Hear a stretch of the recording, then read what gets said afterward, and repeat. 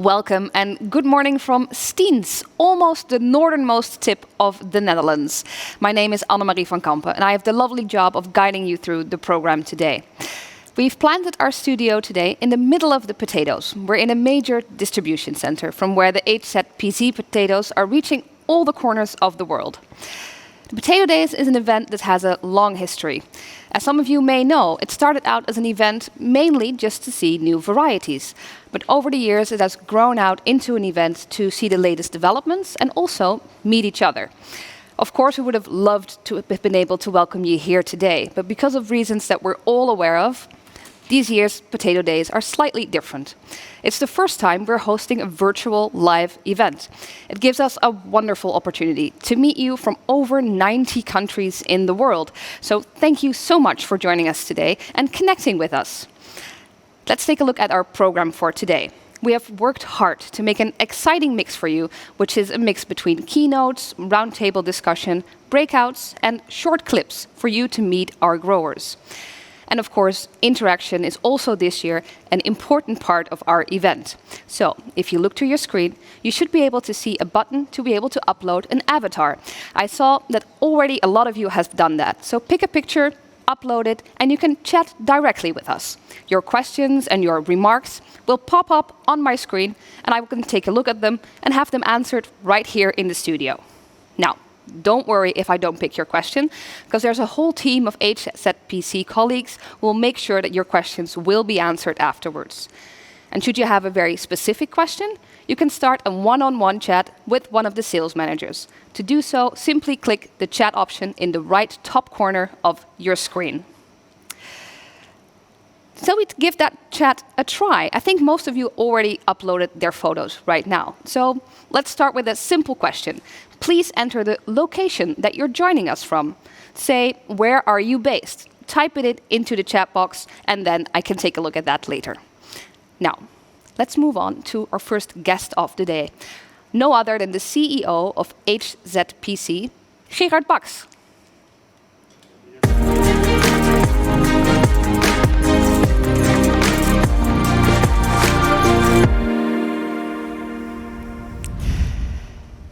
Gerard has been with the company for almost 20 years now, and his personal drive is to make sure that there's a contribution to feeding the world. Gerard, welcome today, and how are you?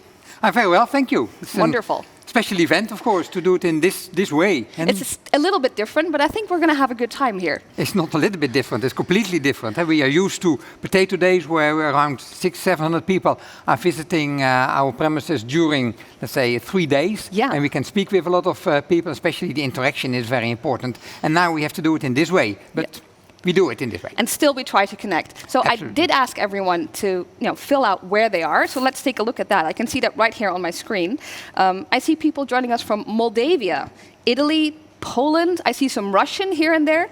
Someone from Tunisia even. And also someone, I think, from India. So that's wonderful to see. It really is all over the world. Yeah, normally we get a guest from all the continents and from many countries. And what we've seen so far, that a lot of people from all those countries really would like to participate. And now it is easier for them even to do, because they don't have to travel. So where normally 1 or 2 people from an organization were coming to the Netherlands, now they can look with the entire team. Yeah, that's actually the benefit of doing this Absolutely. way. The last couple of months, we mentioned it briefly already, is of course been strange. How has it been like for you?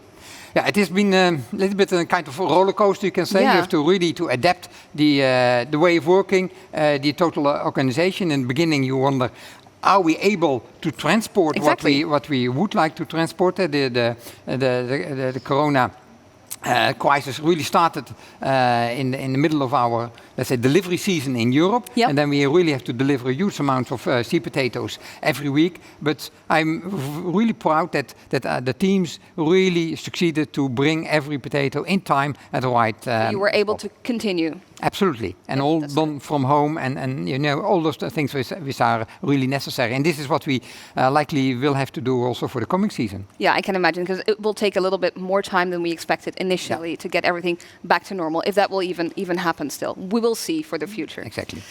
One of the things, you've already tried out your chat box, but also we have an option to ask you for some answers. So we introduced a poll. Let's start the first one right now. We discussed this before. We would like to know who has already been to the Potato Days before, or who maybe is a first-time viewer in this case. So you should be able to see a poll pop up in your screen. Please answer the one, or pick the answer that's most likely that fits you, and then we'll take a look at that in a few minutes. So make sure that that is filled out. In the meantime, you could have also made the choice to not host the event this year.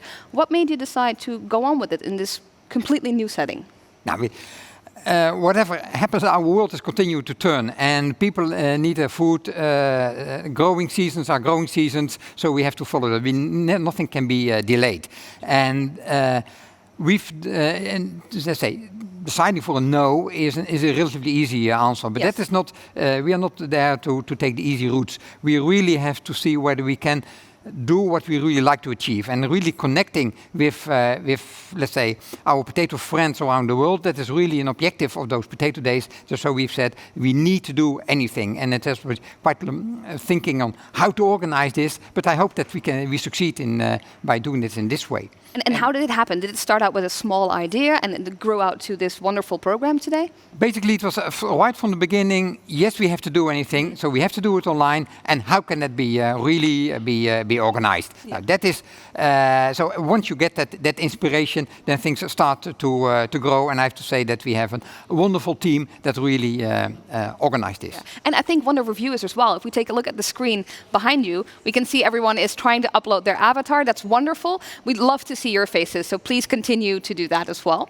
At the end of this day, what are you hoping that people will take with them from this program today?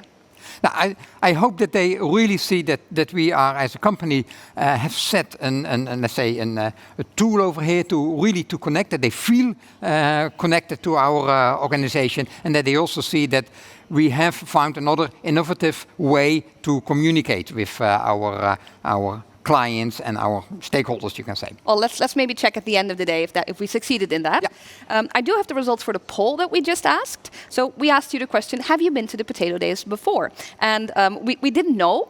So let's see, 42% says, yes, I've been to the Potato Days every year. 22% said, not every year, but I've been a couple times. And we have 36% of people who say, it's the first time. So we have the majority of people saying, yeah, I've been here before. Is that remarkable? Does it surprise you? So that means that we have quite a stable, let's say, audience. Yeah. You can judge that as such, and that's very. I'm pleased with that, because most of the people are coming. Are coming really every year or every few years to us, and that's there's not that much of changes in the potato world. But what's very important is that also people from different countries are meeting each other at that place. And normally they do that at our buildings. The live event, a live event. Now, in this case, it is it's not really possible. But with all the things that are organized, I hope that at least a little bit of connection amongst themselves can be possible. And almost 40% new viewers, so that's nice as well. A whole new audience. Welcome to you. Shall we move on to our next part and go to the roundtable discussion? Okay. Okay. Let's do that. I'll meet you there. Yeah.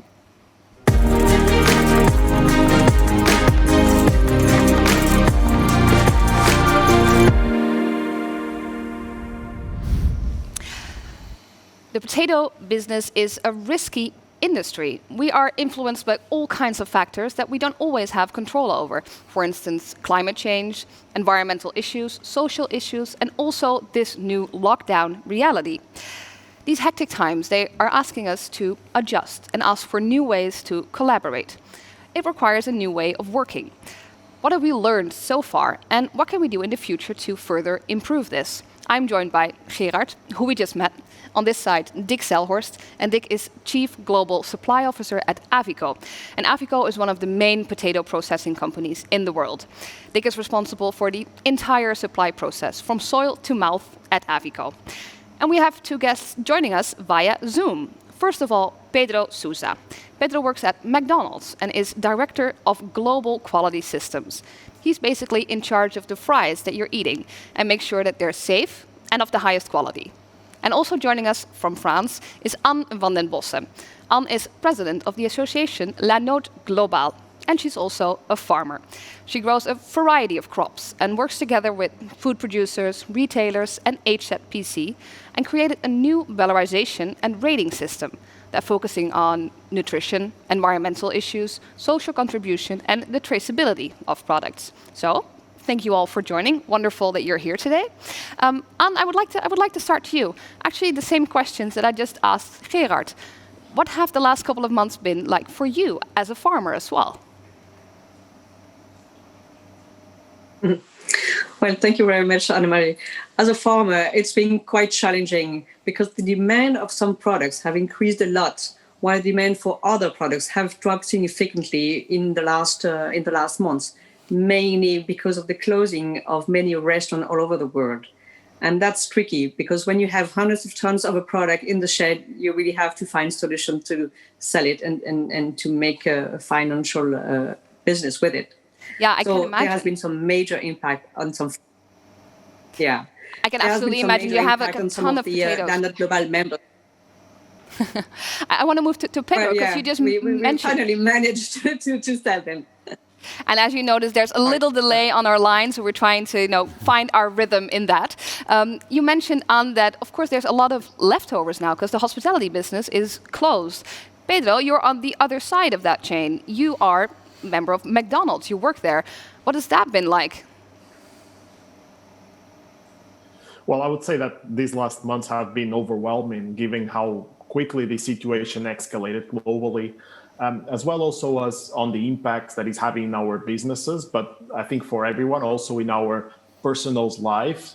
But we are looking at this, even being really challenging, we are trying to react because no one was fully ready for such an extreme and widespread situation. But at the same time, we've been using this as an opportunity to learn and to better prepare for the future and how to be more resilient. So it's challenging times for sure. There's a lot of work behind. There's a lot of, I would say, a lot of tension. But at the same time, we are looking at this as an opportunity for change and to be better prepared for the future.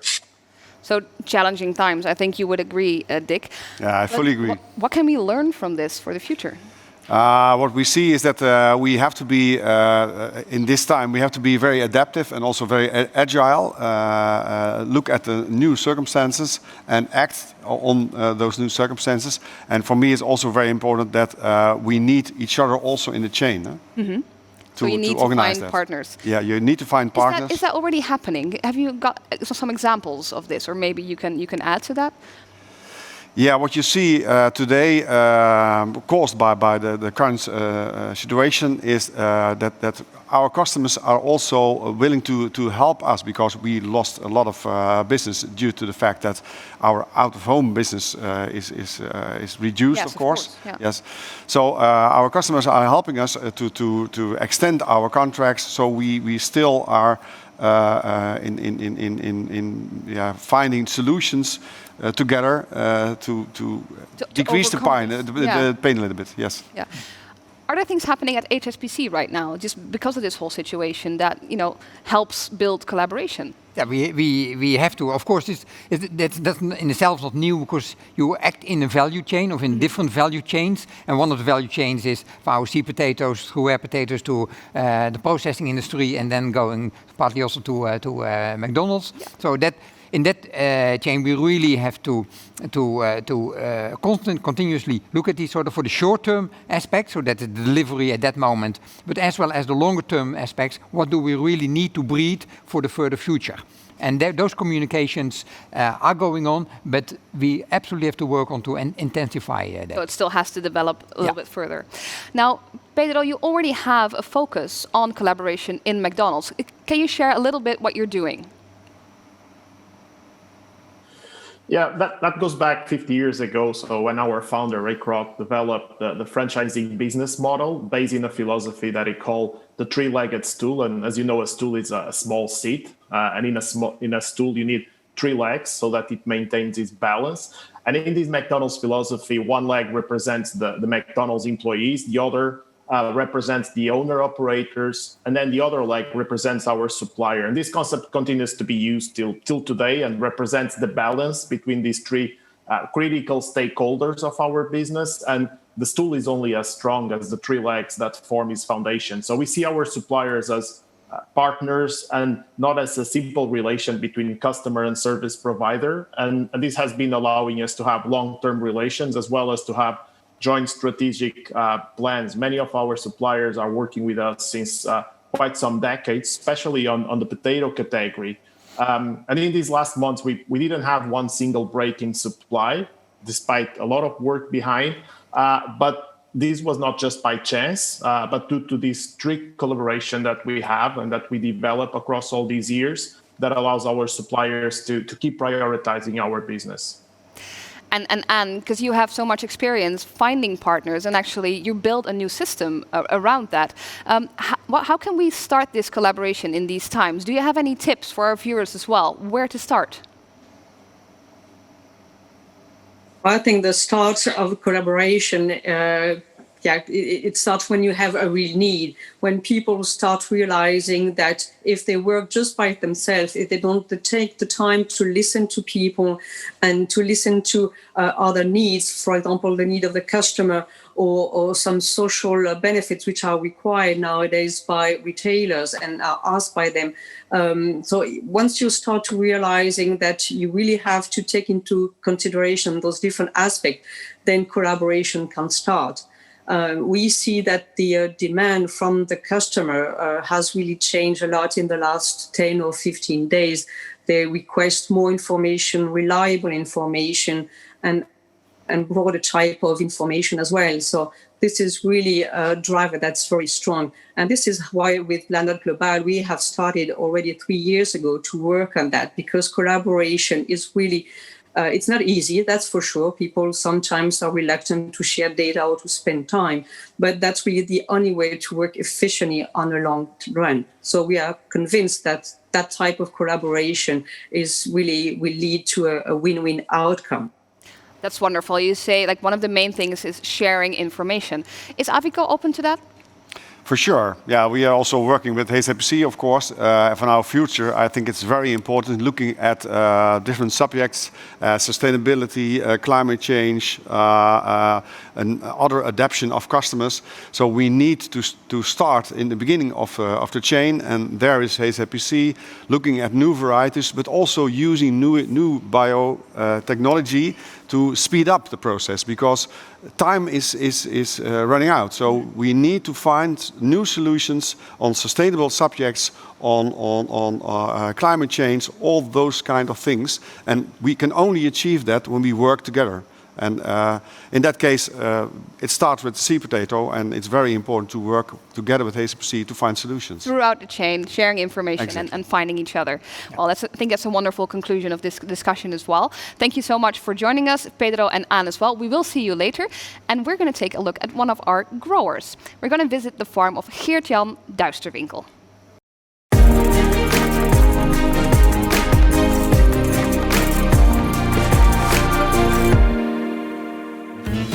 Ik ben Geert-Jan Duisterwinkel. Ik heb een akkerbouwbedrijf in Vierhuizen, Noord-Groningen, samen met mijn vrouw. We telen hier pootaardappelen en daarnaast granen en suikerbieten. Voor HZPC telen we Spunta, Innovator, Annabel, Mozart en Muze. En daarnaast doet HZPC nog de rasbewaking. Mijn ouders zijn hier in 1975 gekomen en in 1976 begonnen met telen voor toenmalige ZPC.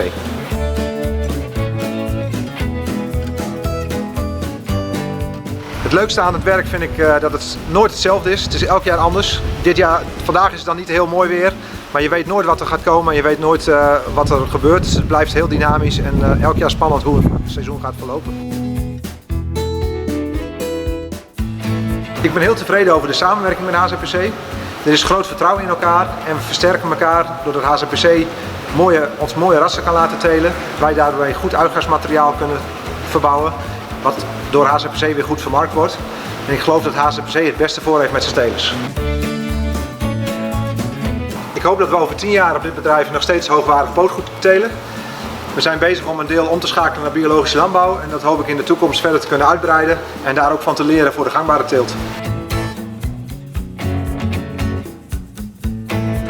Mijn favoriete HZPC-ras is de Mozart. Die geeft een goede opbrengst, het is een mooi gewas en is een robuuste en degelijke aardappel. Het meest innovatieve in de aardappelsector vind ik eigenlijk dat de sector erin slaagt om door middel van nieuwe rassen steeds aan te passen aan de veranderende omstandigheden.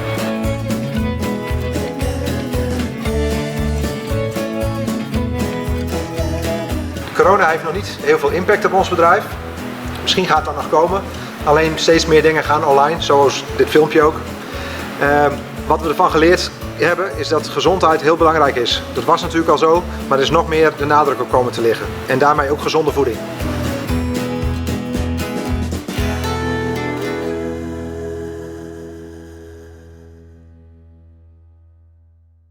That was Geert-Jan Duisterwinkel. And you may have noticed that the subtitles were missing, and we're trying to fix that for the next couple of clips, so don't worry. One of the main items during our live events in previous years was the possibility for you to check out new varieties, to touch them, look at them, ask questions about them. We really wanted to incorporate that element in this event as well, so we had to be creative. Peter Vos is one of HZPC's breeders, and he has brought with him 3 of the rising stars of HZPC variety family.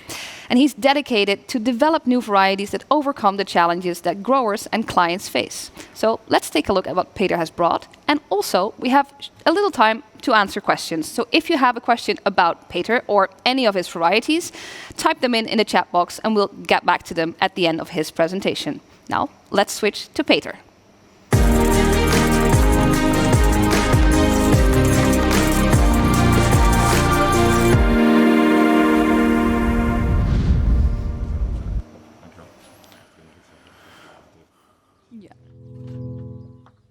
Thank you, Annemarie. Welcome everyone. Welcome in my digital potato field. Normally we would meet each other at our potato days in Jouren, but this year we will meet in our digital potato field. Normally we talk about new varieties, we talk about the varieties of the future, but this year we talk about the varieties here in the digital potato field. It gives new opportunities like this.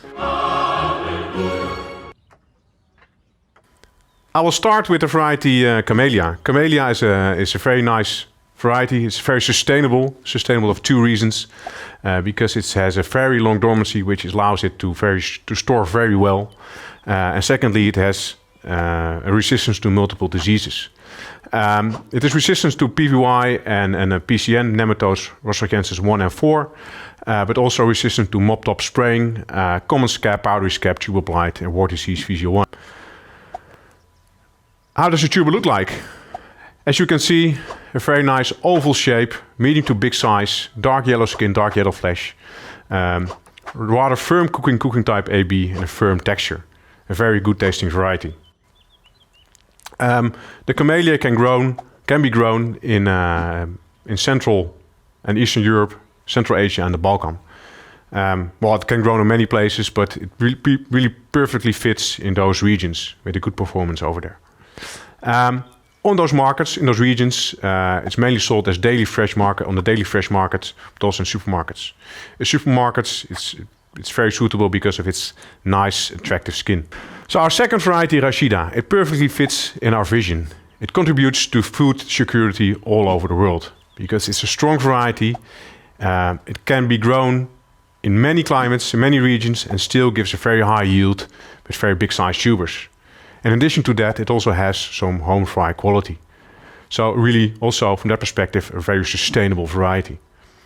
A few of the resistance of this variety also for the production of seed, for example, has resistance to PCN or Rostrachensis 1 and 4. A very high resistance to common scab and powdery scab, but also to internal problems like mop top spraying or internal defects. How does the variety look like? It is an oval shape, big size tubers, yellow skin, yellow flesh, cooking type AB. It has a distinctive, appreciated taste in the market. Well, the growing areas of this variety are really in the traditional areas. The Middle East, Southern Europe, North Africa, and Southern Africa. The challenging climates where a robust variety like this can perform. In those regions, the variety is sold on traditional fresh markets, but also with the traditional home fry quality. It has some opportunity as well in retail fresh because of its bright, attractive skin. Our last and third variety I would like to talk about today is the variety Cardima. Cardima is a processing variety and has all the characteristics to become the new blockbuster French fry variety. It is a great performer on taste, texture, yield, dry matter and length. It is as long as the innovator. It has the flesh color of a fontaine. The shape of the Cardima, as you can see here, long shape, long oval shape, large tuber size, dark yellow skin with yellow flesh. And it gives a very nice, crunchy French fry. The storability of this variety is also very good. It has a long dormancy, a low level of reducing sugars, which allows it to store until the end of the season. The variety can be grown in northwestern Europe. That's the focus there, especially in the region in the northeast of the Netherlands where we have problems with wart disease. This variety does perform very well. Like I said before, it gives a very nice premium length French fry with a very nice taste and texture. And those were the 3 varieties I would like to talk to you about. Of course, we have many more. Those can be found on our website, on our digital variety show. And for now, thanks for your attention and back to the studio.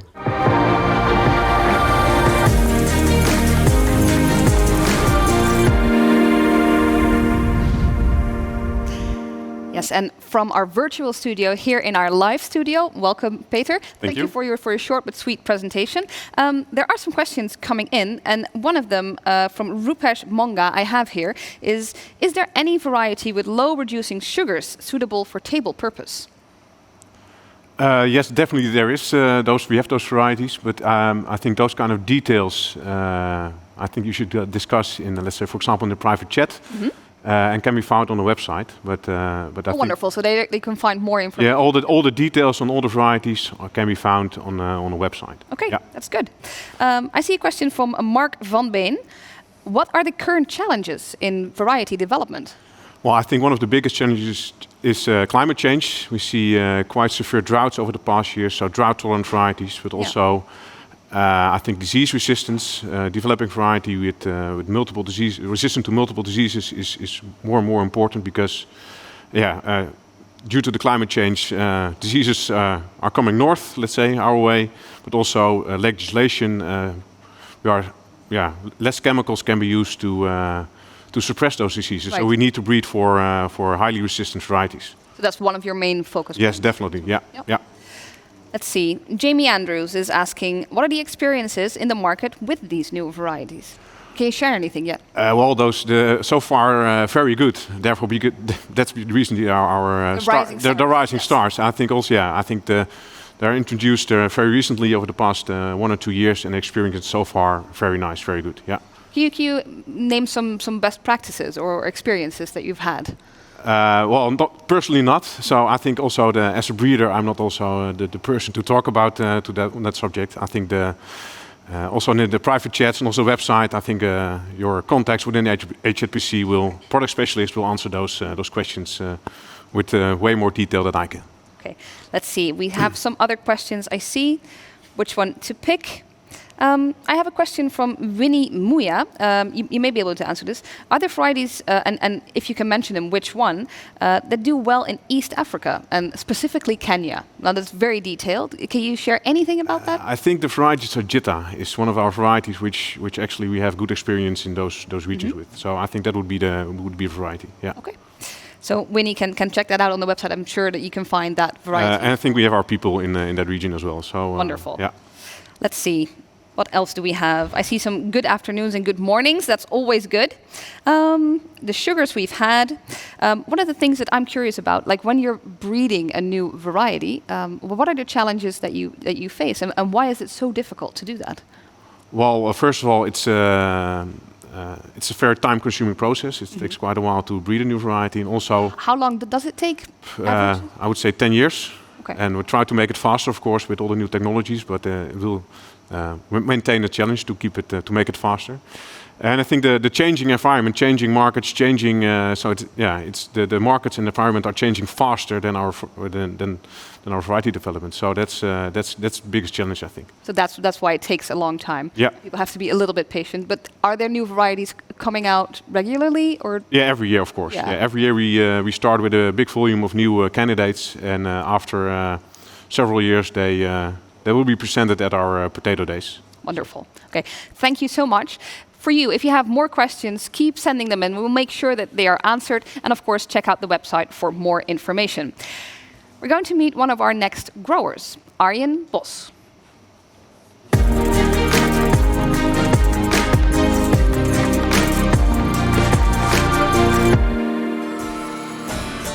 Mijn naam is Arjen Bos en samen met mijn familie hebben we een akkerbouwbedrijf in Groningen, het noorden van Nederland, in de plaats Oldenhoven. We telen voornamelijk pootaardappelen. Wij telen hier op ons bedrijf veel traditionele rassen, dat bevalt ons goed. We telen Desirees, Mona Lisa's, Fabulas en ook een behoorlijk areaal Spunta. We zijn in 1989 begonnen met de teelt van aardappelen voor de HZPC destijds. Als eerste ras teelden we Mona Lisa en ik verwacht echt wel samen te kunnen connecten om nog meer van deze mooie aardappels de wereld in te gaan brengen.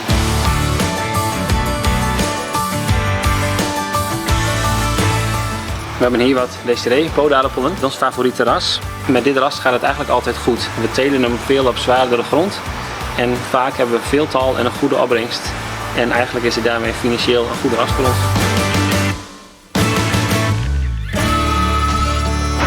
De coronacrisis heeft op ons nu op dit moment niet heel veel invloed. We hebben heftigere dingen meegemaakt, maar dat was op individueel niveau.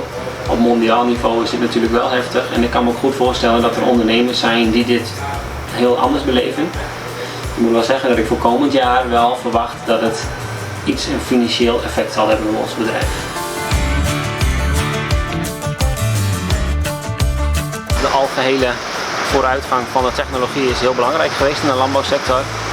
Wat heel veel heeft bijgedragen is GPS-techniek en elektronica. Wat verder ook belangrijk voor ons is geweest, de aardappelrooier op rupsen. Daarmee kunnen we in korte tijd, als de omstandigheden echt perfect zijn, kunnen we heel veel aardappels oogsten. Dus ja, het werkt gewoon fantastisch. Over 10 jaar hebben mijn broer en ik het bedrijf overgenomen. We moeten dan anders werken en waarschijnlijk meer met personeel. Verder is het gewoon kijken, de wereld verandert snel, dus wij moeten ons ook aanpassen. Maar dat is ook iets wat als ondernemer bij je past, dus dat gaat lukken.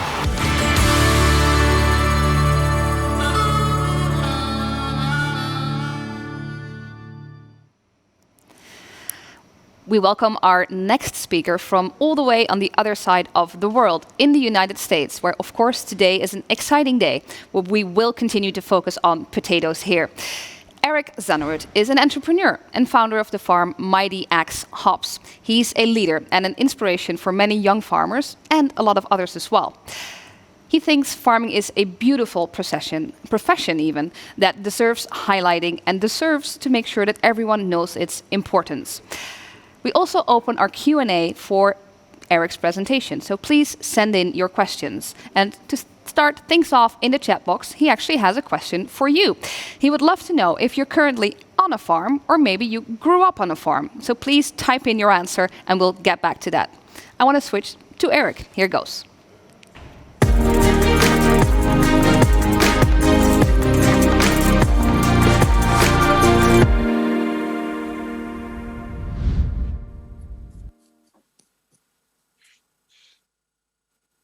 Good morning.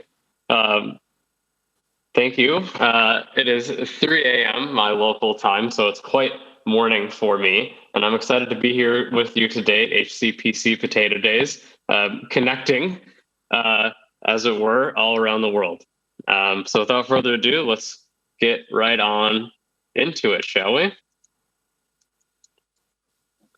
So a lot of the advice that you get when you are about to give a talk is, to imagine that your audience is naked to help get over the stage fright that people have of speaking in public. And while it's maybe a little different with all of us being online and distance, I'm going to imagine all of you in a world without farmers. And what that means is, well, not so different than imagining you naked. Without farmers, you'd be hungry, naked, and sober. So that's what we're going to talk about today, and I'm really excited to dive on into it with you.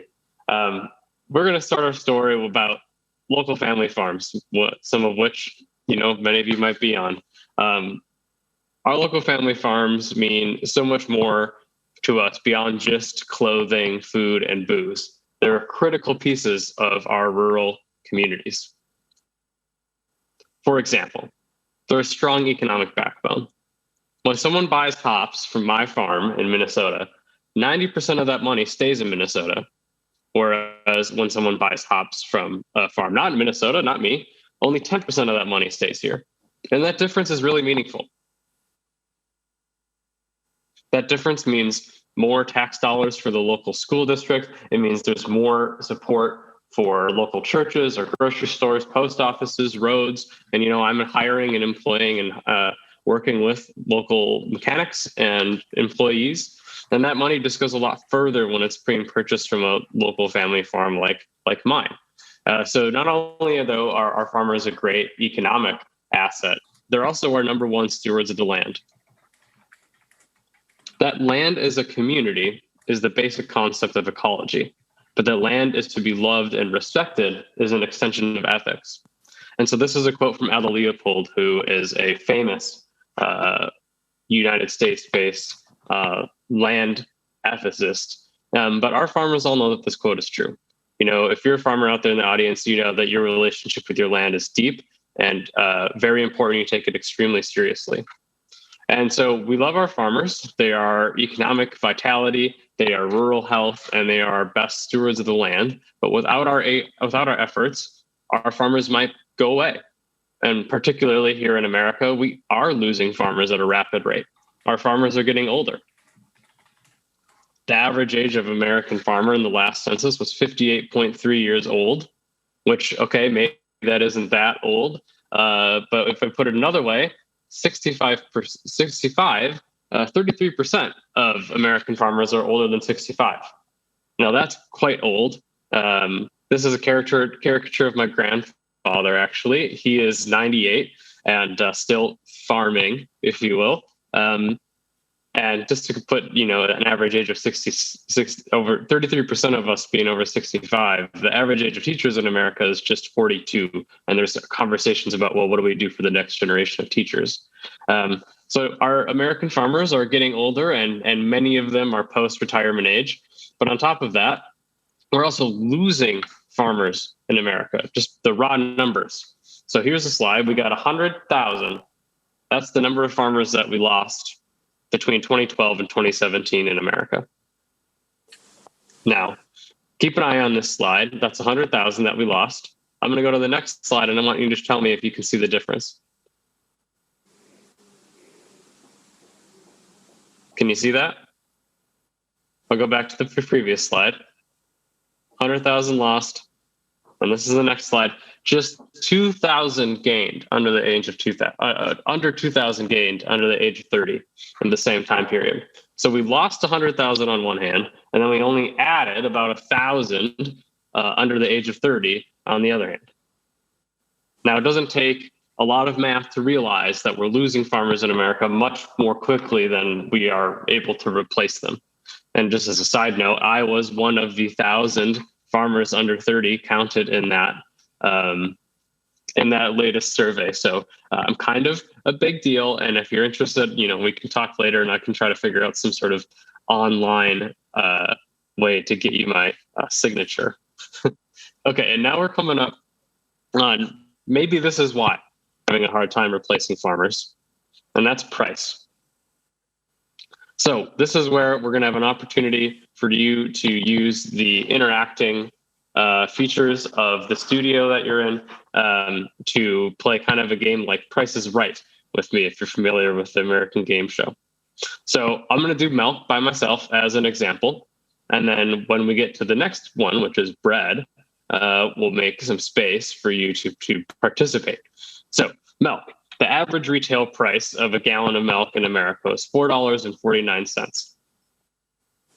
And now before I reveal the farmer's share, $4.49 relatively to America, not that much money. So the farmer's share is $1.32. There it is. So not very much compared to $4.49, but not terrible. So now we're going to go on to bread. The average retail price of a 2-pound loaf of bread in America was $3.49. The farmer's cut, just 12 cents. There it is. And now for beer, we're going to have you participate. So here's how it's going to work. With the beer, I'm going to show you the retail price. And then if you think the farmer's share of beer is higher than the share farmer's share was for milk, which was $1.50, put a heart react. If you think the farmer's share is lower for beer than for milk, put a thumbs up react. So here we go. Near and dear to my heart, beer, $8.99 retail price. Now, before I reveal the farmer's share, remember, put in a heart if you believe it's higher than $1.32, or a thumbs up if you believe it's lower than $1.32. We're seeing some reactions coming in now.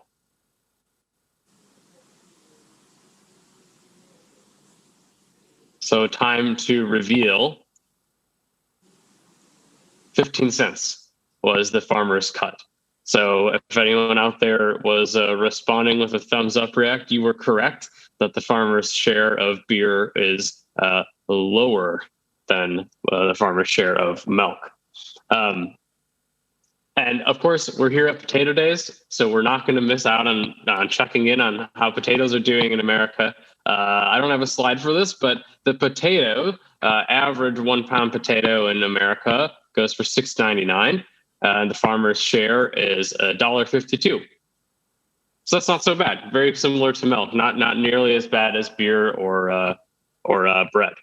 And now if you're sitting out there kind of getting excited about, oh boy, I could get 15 cents of every 6-pack sold, being a beer farmer, that's not exactly the case, because while you get 15 cents, that's before you take out your expenses. So that you got to take out your expenses for hired labor and for utilities and for inputs, for seeds and chemicals and all those different things. And so no, farmers are not out here getting rich on your beer purchasing.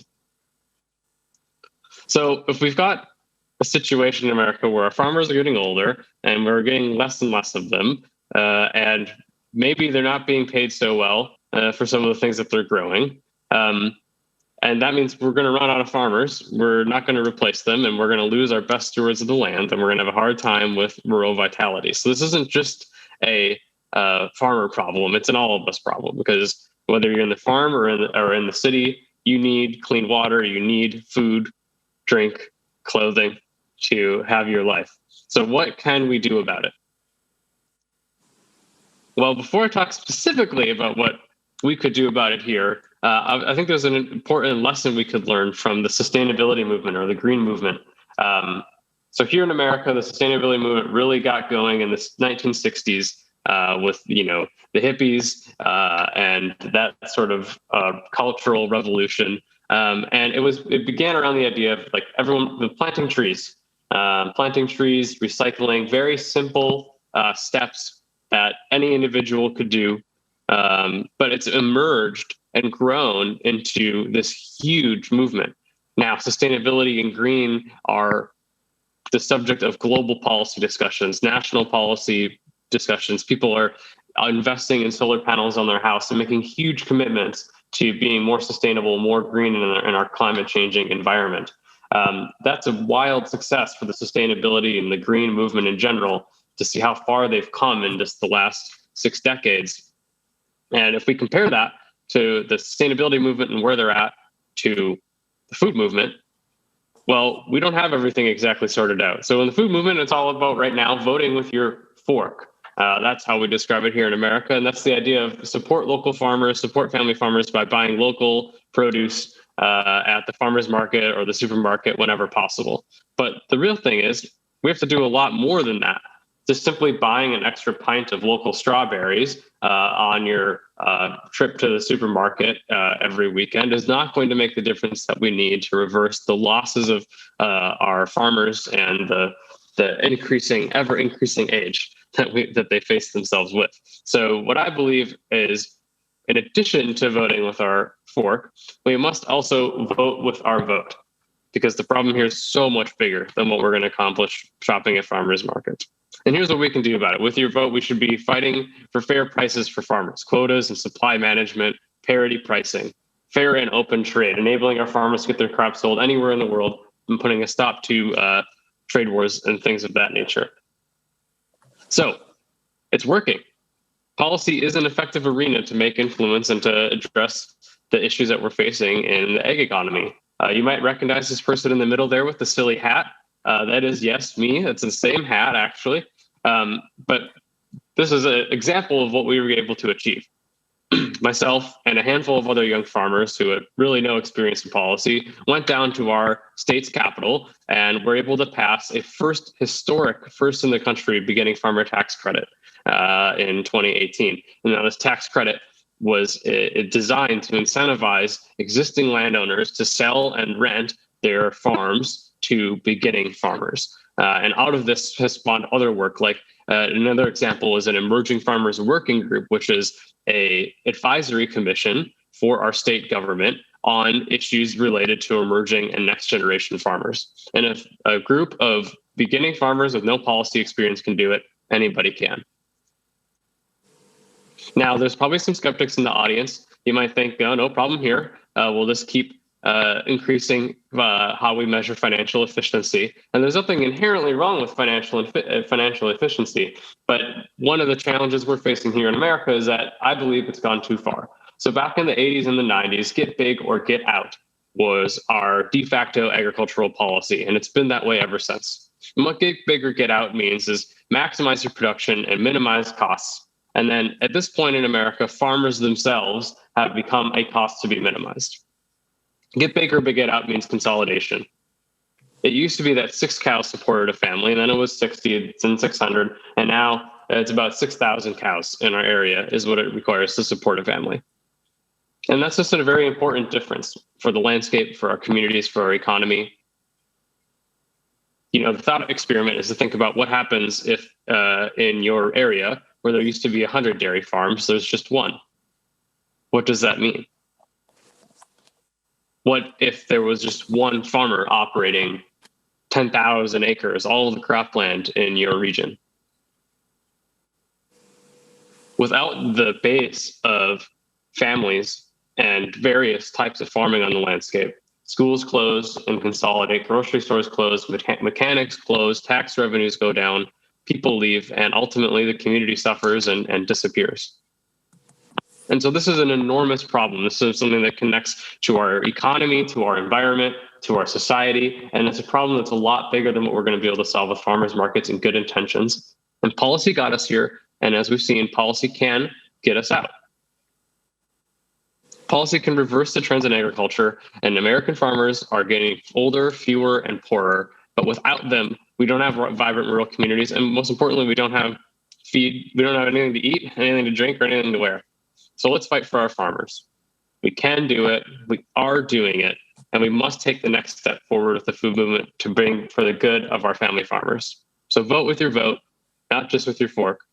And thank you so much for having me today. I'm excited to see what sort of questions have come up. Thank you so much, Eric, for your presentation. And of course, as I mentioned, the Q&A is open right now. So if you have a question, please type it in the chat box. Now, I ended your introduction, Eric, but the question that you wanted to hear from our people viewing, who grew up on a farm or who's living at the farm at the moment? And scrolling through the answers, I see quite a few people who actually grew up on a farm. A lot of people who say neither, but I would love to. So I'm curious to hear, like, why did you want to know this? Oh, I was very curious. You know, agriculture and farming are such a distinct way to live, and it creates a distinct way of looking at the world and understanding agriculture from the inside as an active participant is very different than how someone would understand agriculture from not being an active participant. And so I was very curious to see like what the distribution was in our audience of background. I can see many people grew up on a farm, so that's nice to hear as well. Let's see at some questions that we've gotten in. One of the first ones that I saw was actually from Jamie. Might be a bit of an open door, but why are you not growing potatoes?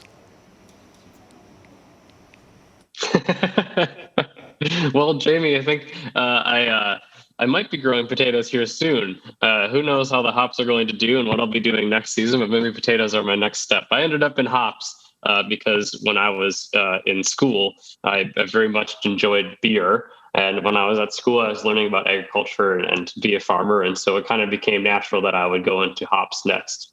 That makes sense. So you can make your own beer eventually. Right. Let's see who else had some questions. I think maybe Trudy had a question. We can make sure that pops up at the screen as well so we can all see it. Trudy had a question because you mentioned something that the amount of farmers is decreasing in America, but what about the rest of the world? Oh, that's a very good question. I don't have data. I don't have global data, but I do know some general trends in other parts of the world. In most of the developed countries, the trend is downward as well, has been generationally. Now, I don't know if other countries are facing such a stark loss as we are in America. That's going to be country-specific data. But in other parts of the world, so in Africa, for example, the smallholder farmer is still very much in the norm. And their numbers of farmers relative to general population is quite a bit higher than in America, for example. Right. So you see it in other parts of the world as well, you say? Yes. Let's take another one. Let's see. Pierre would like to know, do you represent what the majority of the farmers in America think? No, certainly not, Pierre. No one does. Farmers in America are a very diverse set of folks. No matter what you might hear on the news, we are all quite independent types, as you might imagine, being farmers, and so we kind of defy broad generalizations. You know, with my presentation, I really try to lean on official government data because that's not that's fact. But no, farmers are all over the place. But I would say that in general, American farmers are aligned around the idea that they want to see the next generation more involved in agriculture, more people on the landscape, kind of regardless of where else they might stand on other issues. So at least they agree on that issue then. Yeah. Let's take a look. I see a question from Walter, and Walter would like to know something about the circular economy. He says, what about circular economy in addition to more farmers? Do you have anything that you could share on that? Well, Walter, I'd love to hear more about what you're imagining around that too. So I'm familiar with the circular economy, this concept that instead of being reliant on ever increasing output to measure growth, that the economy can become something more of a circle and have a sustained kind of growth rate that goes throughout the process. I have not actually thought a lot about how that could come play a part in agriculture, but it seems really exciting to me. I think anything that we can do to shake up the norm around how we value farmers' output and labor in our current system would be beneficial to maintaining a quality of life for farmers that allows them to stay in the business. So maybe there's a chance for you to connect with Walter on this and see maybe you can share some ideas. Yes. Would you be open to that? Yes, I'd love to. That's amazing. Yes, of course. I could put my email in the chat here once I'm access to the chat again. Well, we have over 1,000 people watching, but if you're open to that, go ahead and do so, just to connect with Eric straight away. That also concludes our Q&A for now. As mentioned, thank you so much, Eric, for your presentation and joining us here this morning. We're moving on to our next part, and from Minnesota, we go all the way to France. We're going to visit the farm from Grégoire Legendre. Let's take a look there.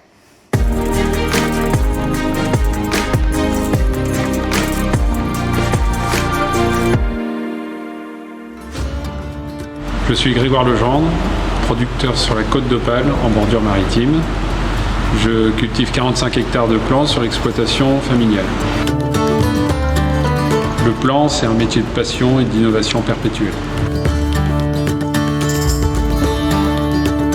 Les 10 années à venir, ça sera pour moi le développement de la valeur ajoutée par une amélioration constante de la qualité et du confort de travail.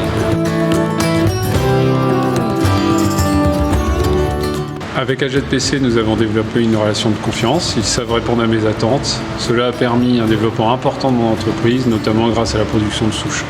La qualité de notre collaboration repose sur un suivi technique important, mais aussi sur une rémunération qui récompense le travail bien fait. Nous produisons du plan depuis 1976 et pour HZPC depuis leur implantation en France.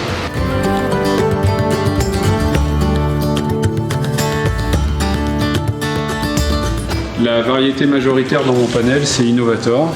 Elle est bien adaptée à mes terres sableuses et nous obtenons de très bons rendements. Elle est également bien adaptée à mon cycle de production. L'innovation dans mon exploitation, ça a été le développement très important de l'automatisation des tâches, avec donc dans les champs les équipements d'autoguidage et dans le bâtiment le Smart Grader qui trie et calibre ma production automatiquement. Donc cela m'a permis un gain de qualité de travail, de confort de travail et de productivité très important.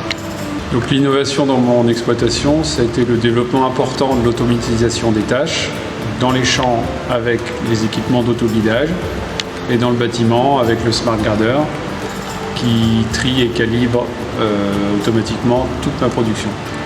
Cela m'a permis un gain de qualité et de confort de travail très important.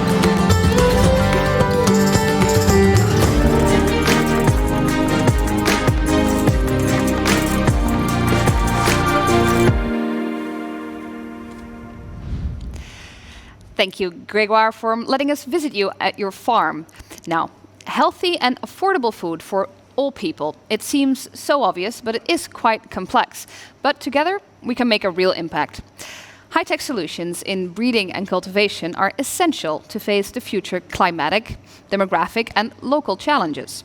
Together with other companies, with growers, with breeders, with you, we can make that difference to develop a sustainable future in which our people, the planet, and profit are in balance. Now, how can we collaborate to achieve this? I'm joined in this conversation by Gerard and Dick. Welcome back, gentlemen. And also Martin van Ittersum. Martin is professor at Wageningen University, focusing on plant production systems. And also Robert Graveland, director of HZPC Research. Now, Martin's research and education focuses on sustainable agriculture, circularity, and how to make sure that there's less of a yield gap for circularity, economic factors, and sustainability as well.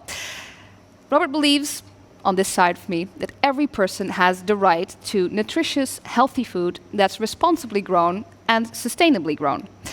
One of his main drivers is to make sure that there's a contribution to the world food problem.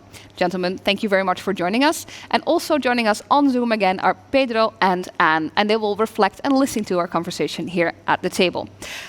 Martin, to start with you, what is the most important joint challenge when it comes to this world food issue? Yeah. Well, the often quoted challenge is feeding 10 billion people in the year 2050. Right. And according to the FAO in Rome, that implies that in 2050 we have to produce about 60% more food than in 2010. But I think that's not the real issue. I mean, that's a global number, and I'm not so concerned that we can feed 10 billion people. I think the real problem is that this issue works out so differently from one continent, one region to the other. Right. And for instance, if I can take two extremes, in sub-Saharan Africa, the population will more than double between now and 2050. In just 30 years' time, it will increase from 1 billion people to more than 2 billion people. And these people will earn more money as well. They become a little bit more, well, less poor, you could say, than nowadays. And they will start to eat differently.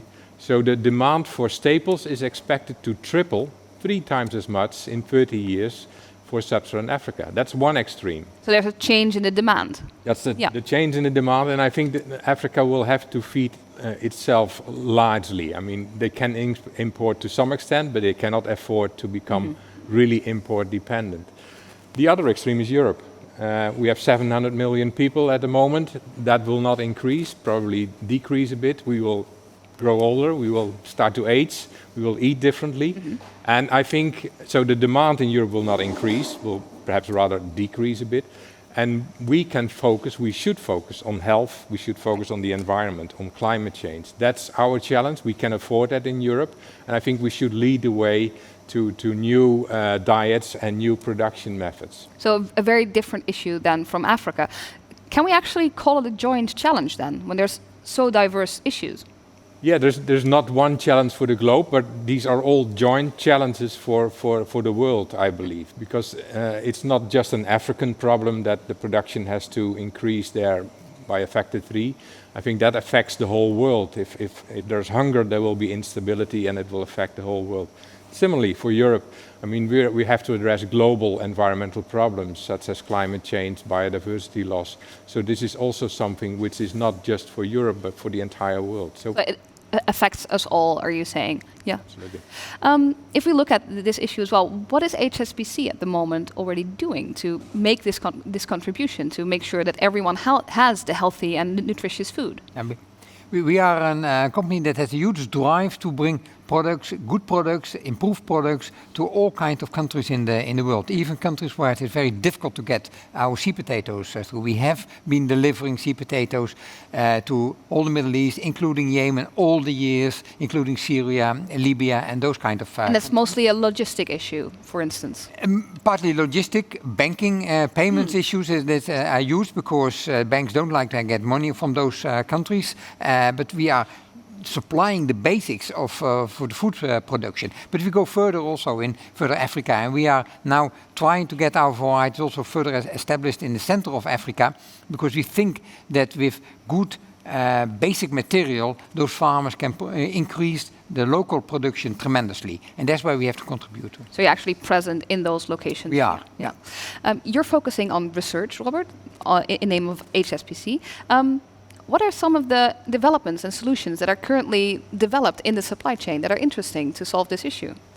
Well, they are directly connected to providing food locally. Just realizing a basic number that 1 hectare of sea potato, depending on the usage, feeds about 25 to 50,000 people for a whole year.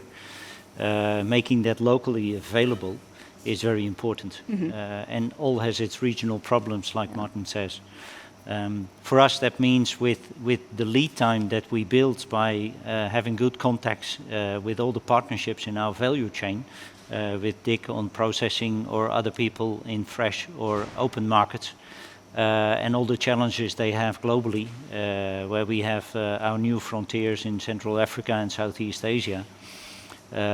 We have to build the varieties for those local solutions.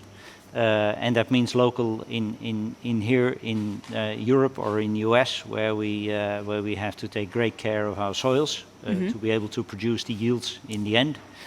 But also local new challenges, insects moving, taking diseases along. So it's not less that we have on our plate.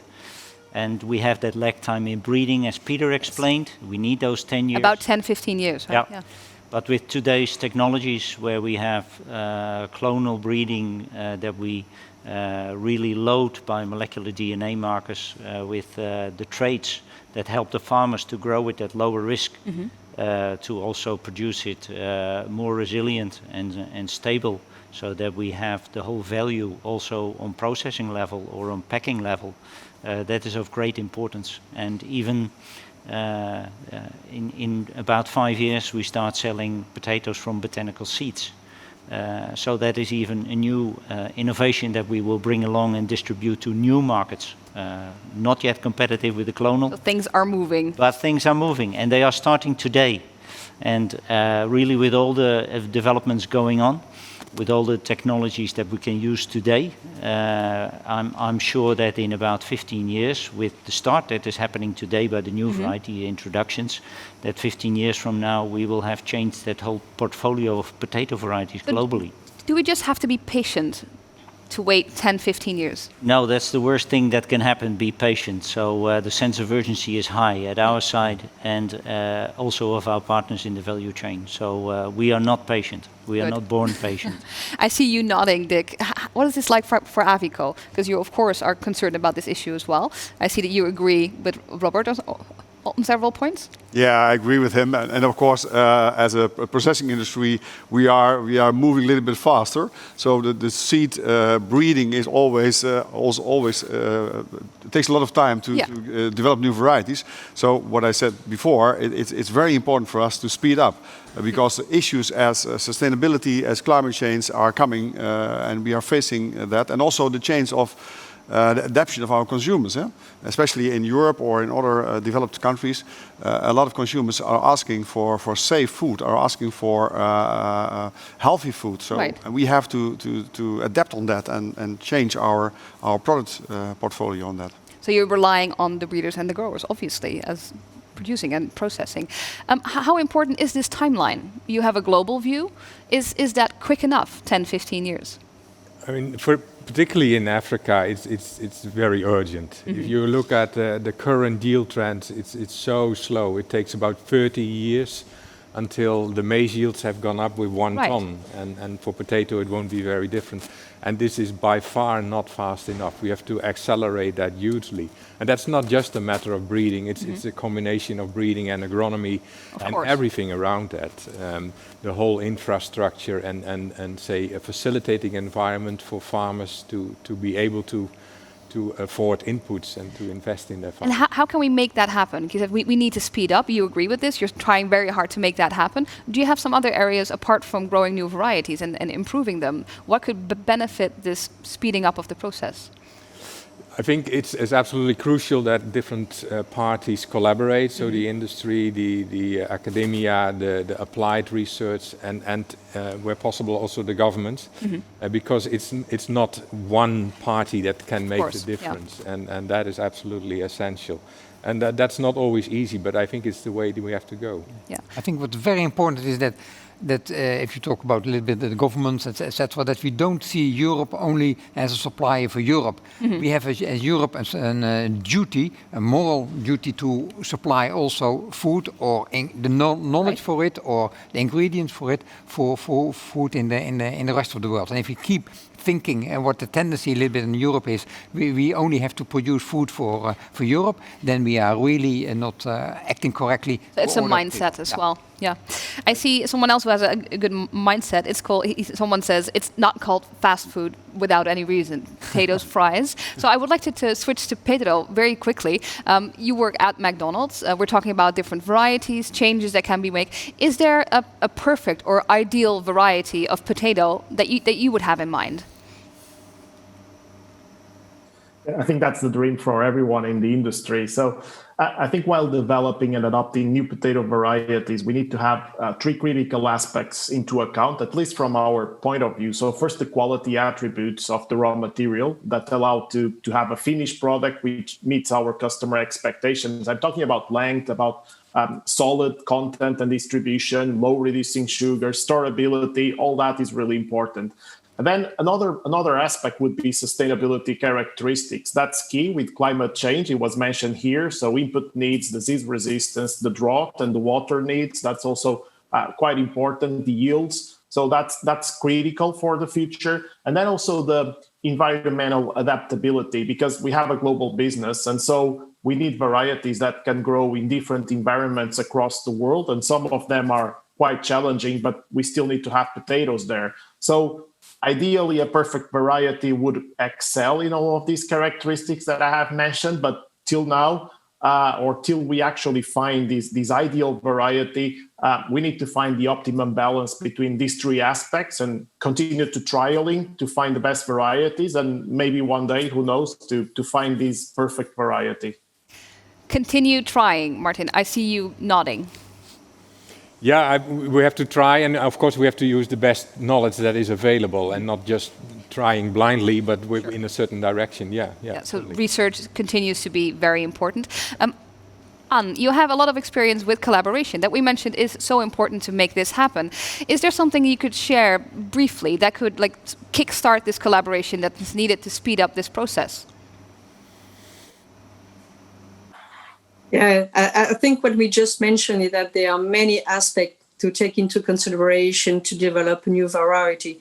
And Landad Global is really a perfect toolkit for that because it's a rating system that take all those aspects into consideration and that can be adapted to any country or any end product.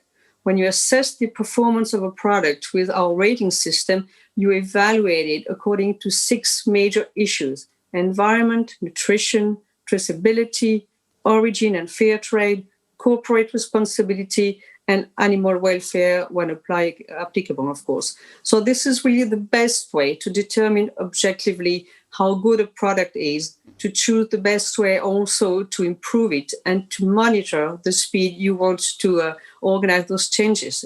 It's really a collaborative approach, and it also provides a good deal of energy to all members of Landad Global who are involved in those product development. So that's a wonderful example to look at. Now, say we fast forward our timeline 30 years from now, 2050. What would your dream be? Where would we be by that time? Well, I would really hope that, taking again these 2 extremes, that Africa has made this transition towards a much more productive agriculture, and that will save a lot of extra land that will be deforested or taken away from nature. So that is one dream I have, so that Africa can largely feed itself. Still with good import of high quality seed, and that can be possible, but the bulk of the food will have to be produced by the Africans itself. And then in Europe, that we've made the transition to a more healthy diet, to the benefit of us all, and that we've made a transition in the production system to being much more environmental friendly, with lower emission, shorter cycles, better closed cycles within the region. So that's a great ambition. Shall we decide to meet again in a year to see how we're doing? Yes. Thank you so much for now. Pedro and Anne as well, thank you for joining us. And we're moving on to the next item.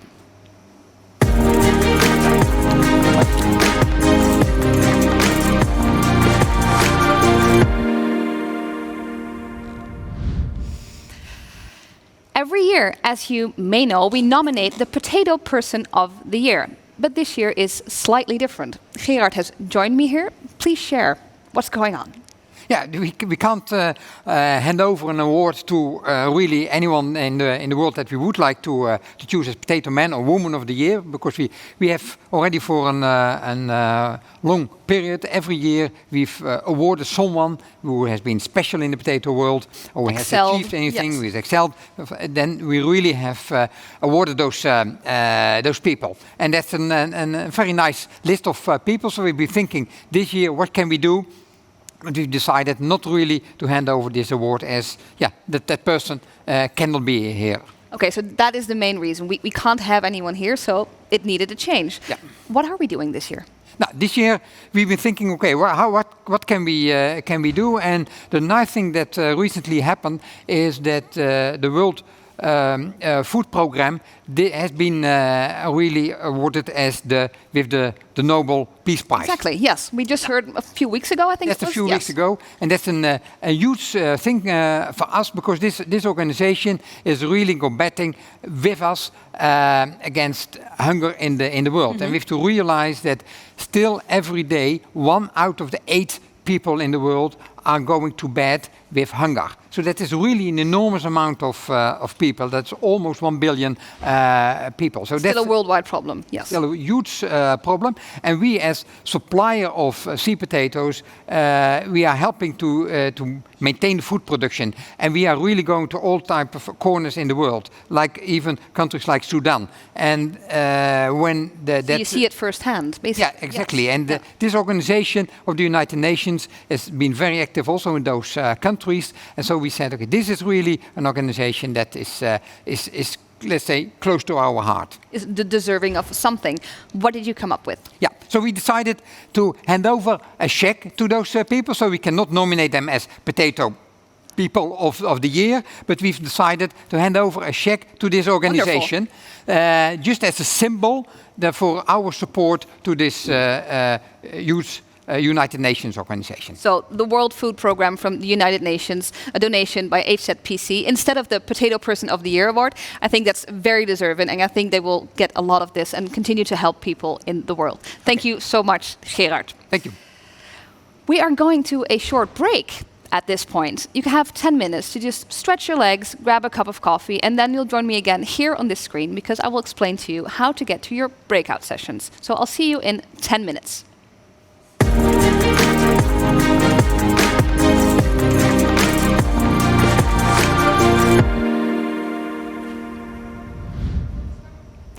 Welcome back, and I hope you've all enjoyed your breakout sessions. Now, you should be seeing our final poll of the day in your screen. Do you feel connected? Our mission for today. So please fill out how you feel, and we'll come back to that in a little bit. Of course, all the information you've heard and seen today will be available on the website as well, like our breakout sessions, they're recorded, so you can watch them again or maybe share them with someone if you would like that. Also, feel free to click around on the website to discover the 20 varieties that we've put in the spotlight for you. We would love to hear how you've experienced this event. So we'll have some survey questions ready for you, and they will appear on your screen right after the event is finished. And we really appreciate if you take the time to answer them quickly.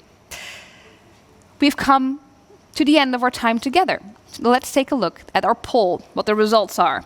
You still have a few seconds to fill them out. Let's see. I guess C is mostly popular. I feel virtually connected. Well, that's what we were going for. So thank you so much for participating today, asking all your questions and joining in the chat. The chat will remain open for a little bit after the event. So if you have something to share in the last bits, go for it. I want to thank all our guests and speakers for joining us today and contributing to our discussions and talk. And of course, thank you so much for joining us from 90 countries all over the world. On behalf of the entire HZPC team, have a lovely rest of your day and goodbye.